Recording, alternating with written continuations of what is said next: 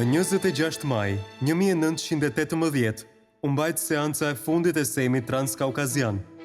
Ditën pasardhëse, në Tbilisi, u themelua Këshilli Kombëtar i Përkohshëm i Azerbajxhanit, i përbërë nga deputetët azerbajdxanas të Sejmit. Mahamad Amin Rezulzade u zgjodh kryetari i Këshillit Kombëtar prej 44 antarësh. Më 28 maj, u shpall themelimi i Republikës Demokratike të Azerbajxhanit, njohur ndryshe si RDA. Deklarata e pavarësisë u miratua me pjesëmarrjen e 26 deputetëve. Territori i Republikës ishte 113.900 km2 dhe popullsia i kalonte 2.8 milion banor. Më 30 maj, shteteve në mbar botën ju dërguan radiotelegrame në lidhje me themelimin e RDA-s. Më 16 qershor, Këshilli Kombëtar dhe Qeveria Provizore u zhvendosën në Ganje. Këshilli Kombëtar i Azerbajxhanit ndërpreu aktivitetin e tij dhe pushteti i fituar do t'i kalojë qeverisë së dytë provizore. Më 26 qershor, u formua Korpusi i Veçantë i Azerbajxhanit nga ish ushtarët e ushtrisë së carit rus.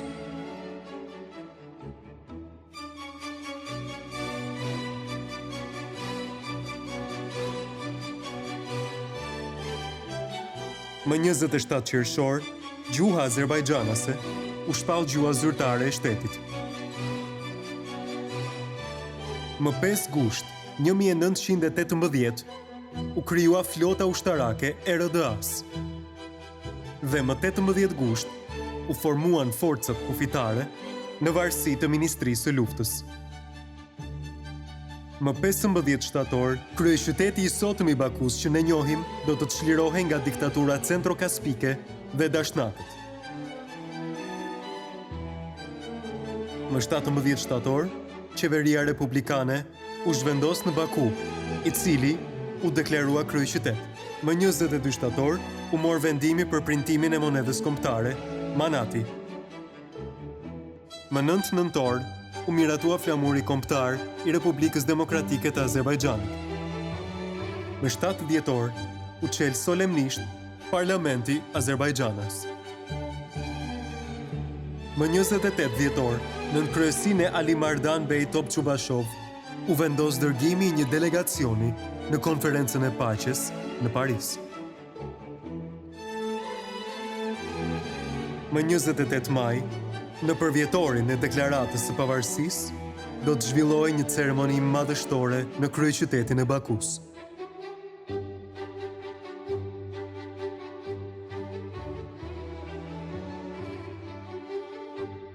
Po në të njëjtën ditë, delegacioni i Azerbajxhanës u takua me presidentin amerikan Woodrow Wilson në konferencën e paqes në Paris. Në korrik të vitit 1919, për herë të parë në lindje, grave ju dha e drejta e votës në barazi me burrat. Më 11 gusht, u miratua ligji mbi shtetësinë në RDA. Më 1 shtator, u mor vendimi për themelimin e Universitetit Shtetëror të Bakus dhe njëkohësisht, më shumë se 100 të rinj Azerbajxhanas u dërguan për studime jashtë vendit nën financimin e shtetit Azerbajxhanas. Më 7 dhjetor 1919 u themelua Muzeu i parë në Azerbajxhan, Muzeu i Pavarësisë. Në janar të vitit 1920, në konferencën e paqes në Paris, pavarësia e Azerbajxhanit u njoh de facto. Më pas, 17 shtete e njohën RDA-n zyrtarisht dhe vendosën të hapnin misione diplomatike në kryeqytetin e Bakus. Në mars të vitit 1920, Vladimir Lenini, udhëheqësi i qeverisë bolshevike, i dërgoi një telegram komandës së frontit të Kaukazit. Është shumë e rëndësishme për ne të pushtojmë Bakun. Të kthehen të gjitha përpjekjet drejt kësaj nisme. Sipas planit, planifikohej krijimi i trazirave të brendshme në Republikën Demokratike të Azerbajxhanit. Turqia dhe Gjeorgjia, aleat të RDA-s, duhet të neutralizoheshin dhe trupat bolshevike synonin marrjen e Bakus dhe fushave naftmbajtëse. Ndërkohë, armenët nisën një kryengritje në Karabak.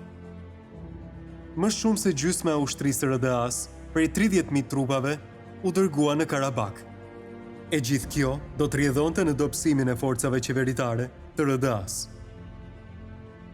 Komunistët vendas në Baku po përgatiteshin për një grusht shteti. Gjatë natës midis 26 dhe 27 prillit, njësi të ushtrisë së 11, ushtria e kuqe, me 70.000 trupa, do të kalonin urën mbi lumin Samur, i cili ndante dy vendet.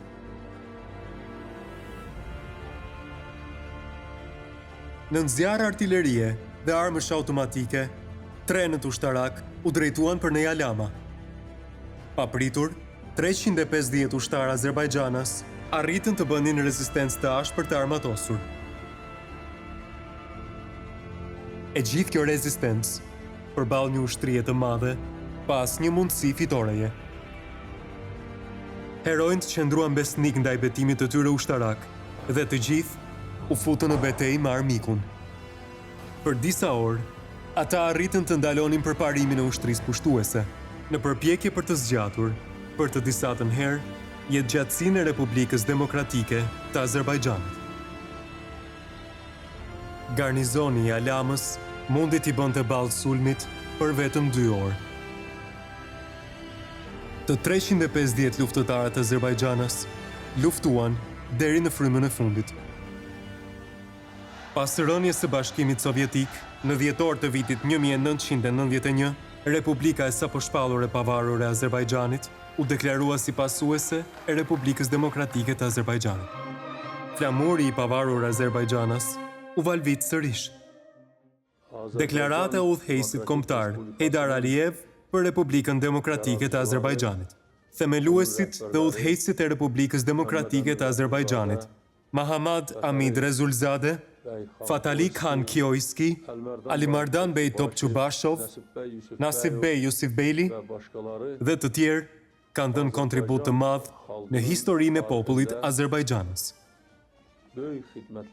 Me rastin e 100 vjetorit e Republikës Demokratike të Azerbajxhanit, presidenti Ilham Aliyev e shpalli vitin 2018 si viti i Republikës Demokratike të Azerbajxhanit. Në këtë kuadër, u organizuan shumë veprimtari të lidhura me RDA-n, në Azerbajxhan dhe jashtë vendit. Më 15 tetor 2021 dekretoi një ligj që e shpall datën 28 maj si dita e pavarësisë në Azerbajxhan.